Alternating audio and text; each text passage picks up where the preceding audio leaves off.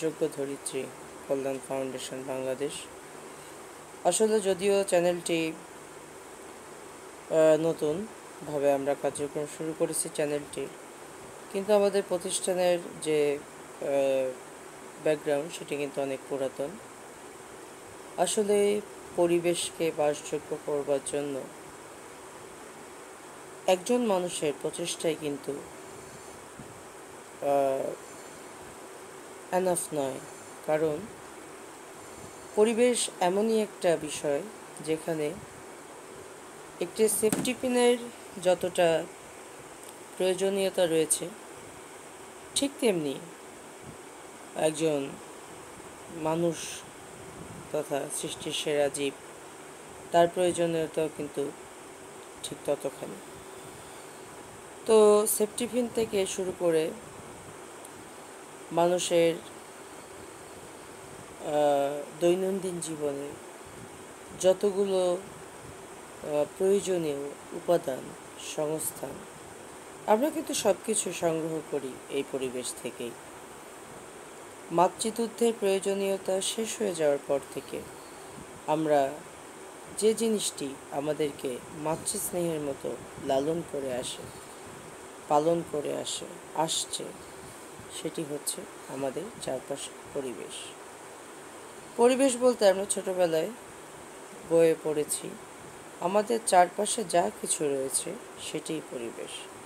অর্থাৎ আমাদের পরিবেশের উপাদানের মধ্যে রয়েছে বাতাস, পানি, মাটি এবং চাল, ডাল, ফার্নিচার সব কিছু। কিন্তু আজ খুবই দুঃখের সঙ্গে জানাতে হচ্ছে, আমরা সেই যেমনভাবে মা বাবা আমাদেরকে ছোটোবেলায় লালন পালন করে, কিন্তু আমরা যখন এস্টাবলিশড হয়ে যাই আমরা সেই বাবা মাকে বৃদ্ধাশ্রমে পাঠাতে দ্বিধাবোধ করি না। ঠিক তেমনি এই পরিবেশকে ধ্বংস করতেও কিন্তু আমরা দ্বিধাবোধ করছি না।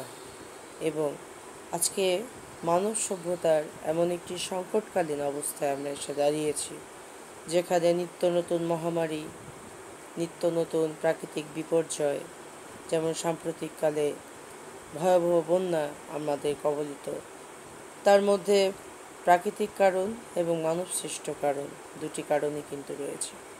তো আমাদের এই চ্যানেলটির মাধ্যমে আমি যেহেতু দীর্ঘদিন ধরে লেখালেখি এবং এই সামাজিক উন্নয়নমূলক কার্যক্রমের সঙ্গে জড়িত, আমি একজন অ্যাক্টিভিস্ট হিসেবে নিজেকে পরিচয় দিতে স্বচ্ছন্দ বোধ করি। তো আমাদের চ্যানেলটির মাধ্যমে আমরা চেষ্টা করব পরিবেশের বিভিন্ন ধরনের বিপর্যয়ের কারণ, সেগুলোর সম্ভাব্য সমাধান এবং বিশ্বের বিভিন্ন দেশের যে অনুকরণীয় যে এনভায়রনমেন্টাল যে ইস্যুসগুলো রয়েছে, যেটা আমরা ফলো করেও আমরা এই প্রাকৃতিক বিপর্যয়টি ঠেকাতে পারি, সেই সম্পর্কে আপনাদেরকে কিছু ধারণা দেওয়া।